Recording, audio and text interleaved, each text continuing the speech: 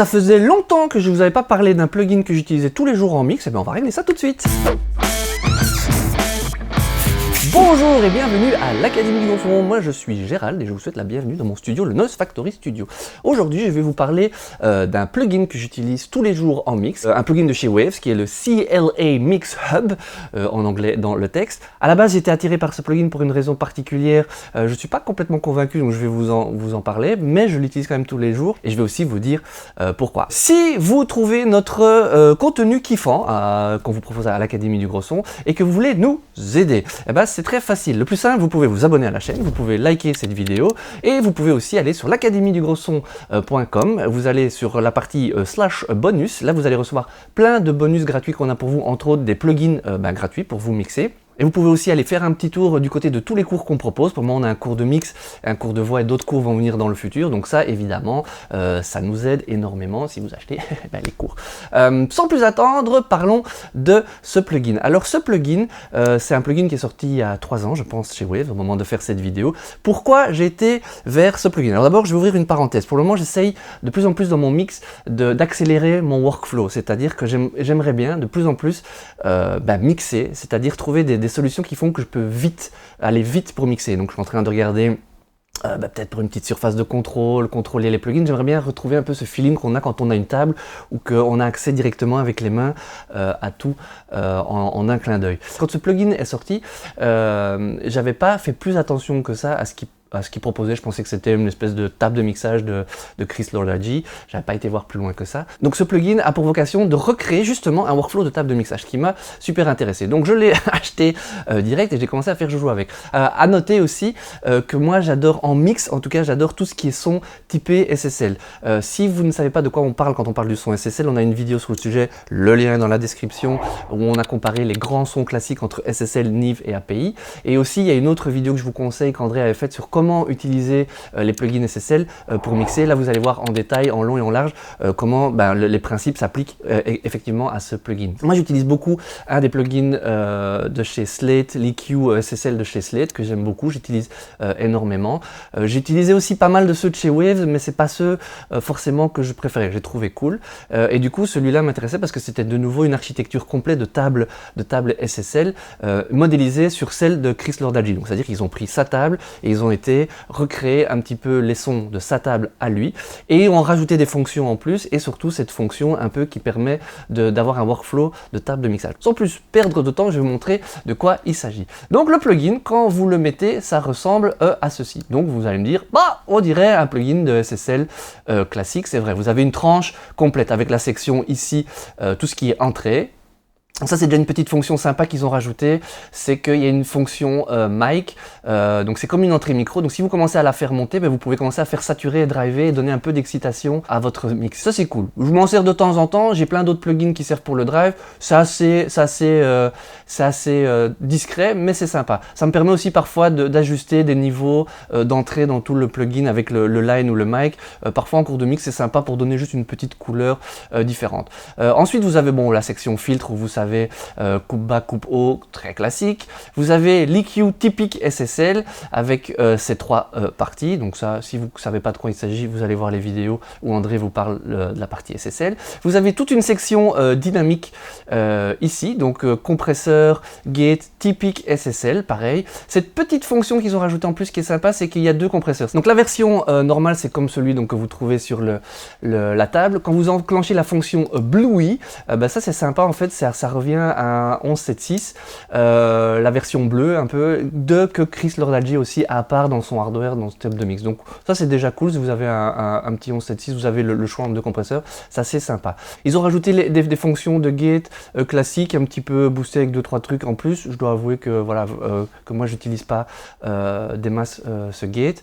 Et alors ils ont un bouton en plus qui permet de faire une compression parallèle. Donc vous pouvez compresser et éventuellement doser le taux de compression, c'est-à-dire entre le signal compressé et le signal direct. Ici vous avez votre fader de sortie et vous pouvez afficher ici ce qui rentre dans la tranche, le gain reduction éventuellement du compresseur que vous voyez aussi ici et ce qui sort du coup de la tranche. Donc ça, ma foi somme toute, une tranche SSL assez classique. Ce qui est super intéressant, enfin en tout cas moi je pensais à la base dans ce plugin, c'est que vous savez recréer ce qu'il appelle des buckets, c'est-à-dire vous pouvez associer par 8 tranches et vous pouvez les mettre dans un espèce de bucket, un peu comme sur les tables SSL où ça va un petit peu par module de 8.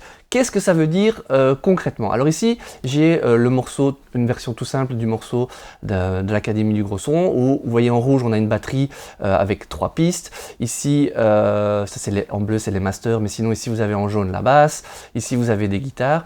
Et donc, le principe, c'est que j'ai été mettre ce plugin, vous voyez ici, à l'entrée de chaque source sonore, sur chaque piste. Et après, vous avez la possibilité de passer en mode Bucket View, vous voyez ici, ce qui veut dire que quand vous êtes dans ce mode-là, vous avez différentes fenêtres qui vous permettent de voir tout ce que vous avez assigné à un bucket.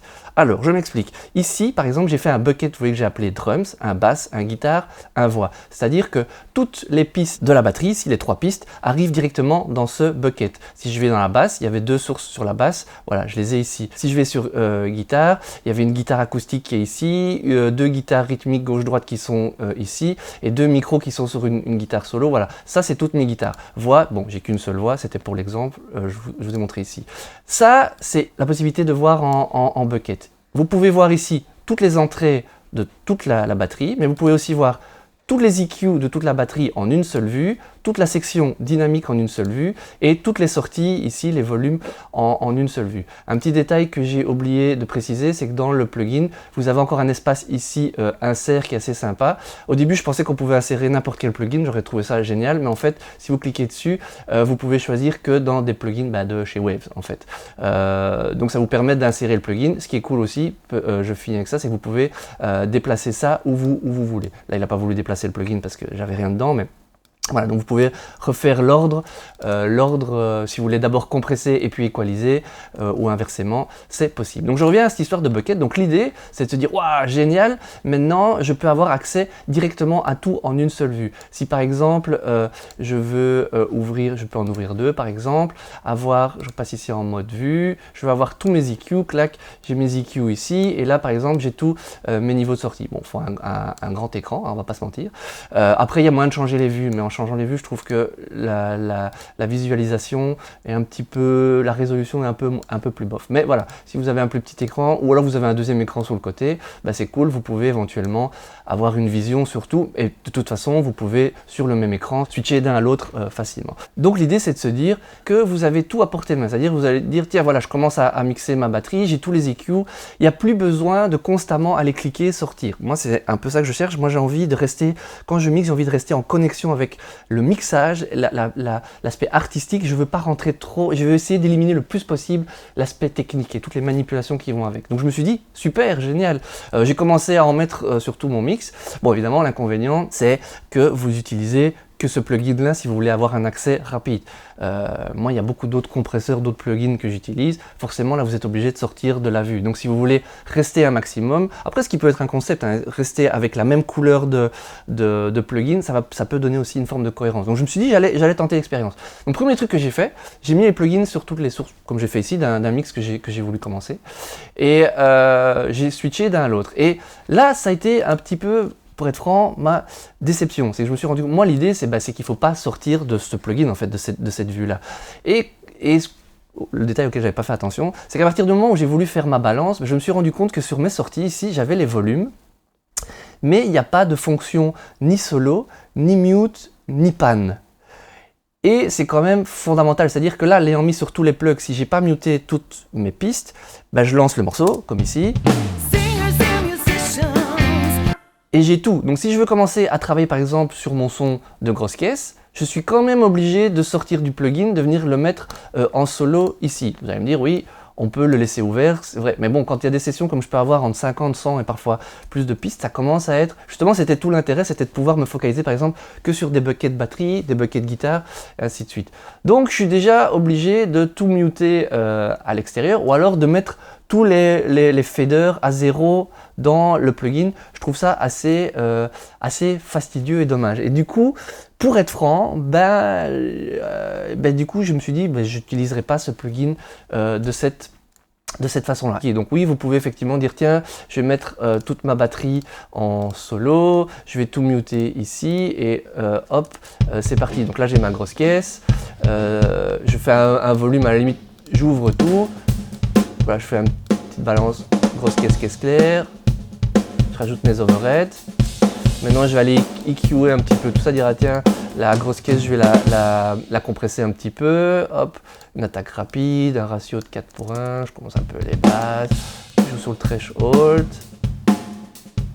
voilà c'est cool, du coup vous pouvez directement voilà, avoir un accès sur la caisse claire, ça c'est vrai que sur le principe c'est super cool.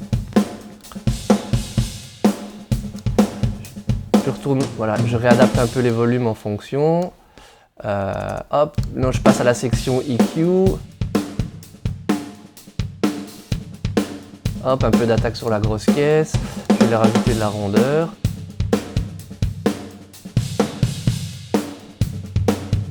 Je vais aller chercher un peu, tiens, de... C'est un petit peu ce que j'ai fait. Voilà, je reviens sur les volumes.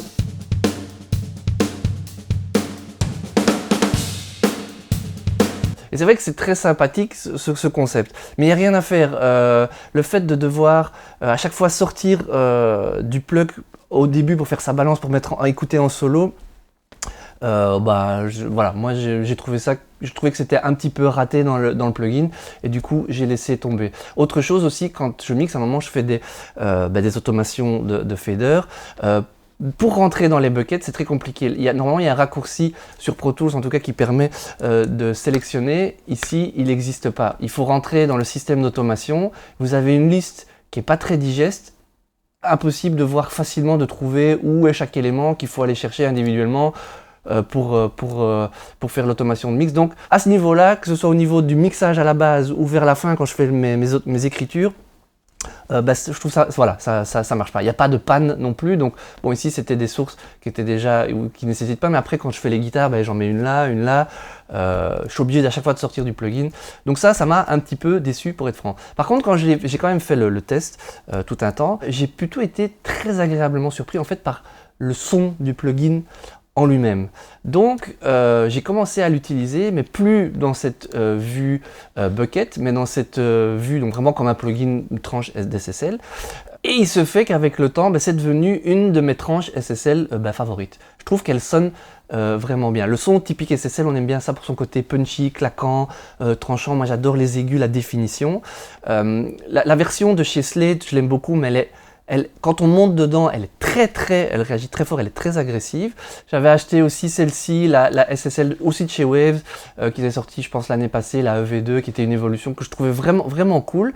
Mais je les trouvais très light, pas aussi... alors justement, c'était bien pour aller en complément avec la version de Slade qui est très rentre dedans, mais je la trouvais un peu transparente. Je trouvais qu'elle manquait un peu de couleur et de personnalité.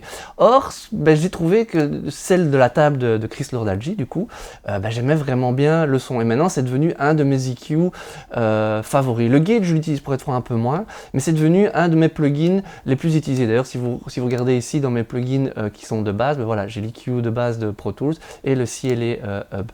Je trouve sur les guitares, ça fonctionne super bien. Je m'en sers aussi, sur beaucoup d'éléments. C'est devenu un de mes plugins SSL favori du coup. Donc, le concept en lui-même, j'ai trouvé ça sympa, mais je trouve qu'ils n'ont pas été jusqu'au bout du processus. Peut-être que c'était trop compliqué niveau développement. Par contre, le son du plugin, je le kiffe vraiment bien. C'est un plugin souvent, comme chez Waves, que vous pouvez avoir pas trop cher. Donc, il est quand même complet parce que vous avez toutes les fonctions d'une tranche. Donc voilà, c'est ma conclusion. On a fait le tour de ce petit plugin. Je m'en sers tous les jours. Je le kiffe, mais pas pour sa fonction de base. Donc, merci Waves, merci CLA pour ce nouvel outil. Merci d'avoir regardé cette vidéo jusqu'ici. Merci de nous aider, de liker la vidéo, de vous être abonné, d'aller voir nos cours, de nous soutenir. J'espère que cette vidéo vous aura été utile. En tout cas, ça vous aura éclairé un petit peu plus sur un plugin dans le monde incroyable des plugins qu'on trouve chez Waves ou même de tous les plugins qui existent sur la planète. Je vous dis à bientôt dans une autre vidéo et surtout, faites de la musique!